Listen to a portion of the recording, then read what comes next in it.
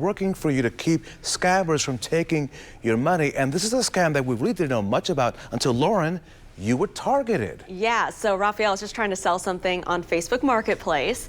And what happens is a person says they're interested. They asked for my phone number so we could set up a time to meet. It sounded pretty normal. But then it started to get kind of weird. They wanted me to send them a code from a Google verification to make sure that I was a real person. The grammar started to get a little worse. They wanted numbers of people I knew.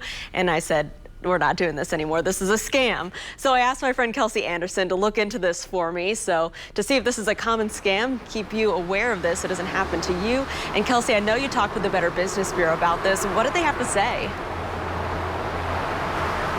Well, Lauren, they say that this scam that almost potentially happened to you is a fairly new one, and they're still trying to figure out exactly what the scammers are trying to get besides that Google Voice account. But they say that we all need to be careful on social media now because it is climbing that ladder. It is now the second most popular place for scammers to work, right after email. I spoke to Tim Moniscalco with the Better Business Bureau of Indianapolis, and he says most of the time the scams are happening on Marketplace like they did to Lauren. Anytime someone sends a verification code, you should be alarmed. Experts believe they are using this code to set up a Google Voice account in your name so they can do more illegal dealings under the guise of you. Google is aware of the scam and says they are working to get folks their accounts back and get a handle on this new scam. But more often than that verification code, he says scammers are pretending to buy an item, sending a digital payment that's more than the asking price. Then they ask you to send the extra money back, all while canceling their payment to you.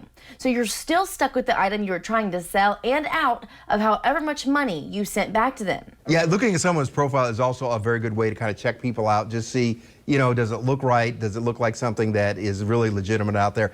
It's a great way to sell things, but there's a lot of scammers out there also. Moniscalco recommends making these transactions in person so you don't get scammed out of your money, but you need to be even more cautious doing it that way.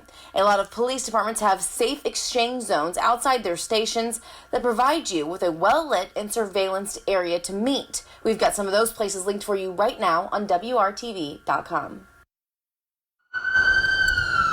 Now, thankfully, Lauren, you understood what was happening to you. You could tell that that was not right and that that grammar was getting worse throughout that conversation as things weren't going the scammer's way, and you kind of drew back from that conversation. But again, we all need to be careful on social media sites because that is starting to climb the ladder of the best places for these scammers to get to work. Reporting live, Kelsey Anderson, WRTV. And Kelsey, thanks for looking into that for me. And I found out if you do accidentally give away that Google verification code, just Google it, and Google has steps to get it back, and they're working on that right now. So pretty easy to get it back, but just keep that in mind if you're selling something on Marketplace. Megan.